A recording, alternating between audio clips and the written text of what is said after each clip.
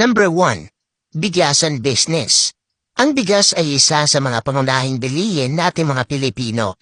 Dahil ang kanin ay hindi nawawala sa tuwing kumakain tayo araw-araw. Rice is life, ika nga ng karamihan. Kaya naman ang demand ng bigas ay hindi nawawala sa ating merkado. Kaya kung meron kang 50,000 pesos ngayon at plano mo magsimula ng isang negosyo, ang bigasan ay isang magandang option. At ngayon ay pag-uusapan din natin ang mga iilang bagay na dapat mong gawin o isaalang-alang kung balak mong pasukin ang ganitong negosyo. Una, kailangan mong pumili ng tamang lokasyon. Pwede mo itong gawin muna sa harap ng inyong bahay o di naman kaya ay maghanap ka ng pwesto sa mga mataong lugar. Ang kagandahan kung sisimulan mo ito sa inyong bahay ay wala kang babayarang renta. Pero ang disadvantage naman ay posibleng hindi masyadong malakas ang sales. Dahil karamihan ng iyong customer ay mga kapitbahay mo lang. Posibleng uutangan ka pa at maapektuhan ito ang cash flow o paglabas-pasok ng iyong pera sa negosyo.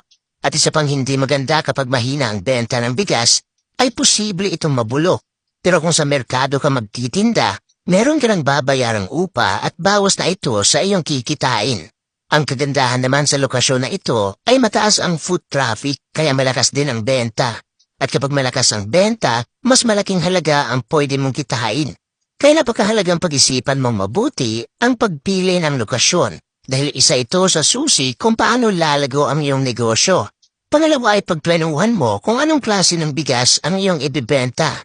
Merong iba't ibang uri ng bigas katulad ng brown rice, black rice, sticky rice, jasmine, dinorado, NFA at sinandomeng. Mas mabuting mag-focus ka lang muna sa kung ano ang malakas ang demand at saka ka na magdagdag ng ibang uri ng bigas kung lumago na ang iyong negosyo. Pangatlo ay maghanap ka ng mapagkakatiwalaang supplier. Isa rin ito sa susi ng iyong tagumpay sa bigasan business. Ang makahanap ng supplier na nagbebenta ng mura at magandang kalidad ng bigas. Siguraduhin mo lang na legal ang kanilang negosyo at maaasahan. Pang-apat ay kailangan mong iparehistro ang iyong negosyo. Ang mga dokumento na kailangan mo ay barangay clearance, mayor's permit, DTI at BIR registration.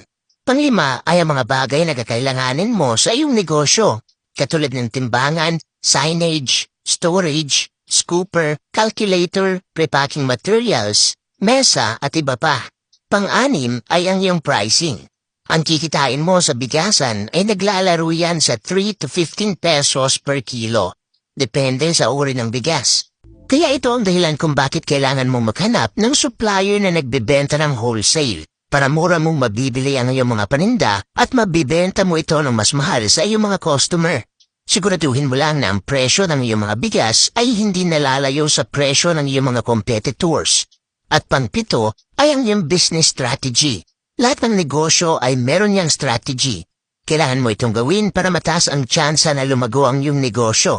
Pwede kang magalok ng free delivery sa mga malalapit na lugar. Ibibenta mo ng wholesale o mas mura ang iyong bigas sa mga karinderya o tindahan. At pwede ka rin maglagay ng sarili mong brand sa packaging. At yan ang 7 bagay na dapat mong isaalang-alang sa pagsisimula ng bigasan business. Kapag nasimulan mo na ang ganitong negosyo, magpatuloy ka pa rin sa pagdevelop ng sarili mong system. Humingi ka ng suggestion sa iyong mga customer. Pag-aralan mo rin kung ano ang diskarte ng iyong mga competitors at magpatuloy ka lang sa pagpapalago ng iyong negosyo.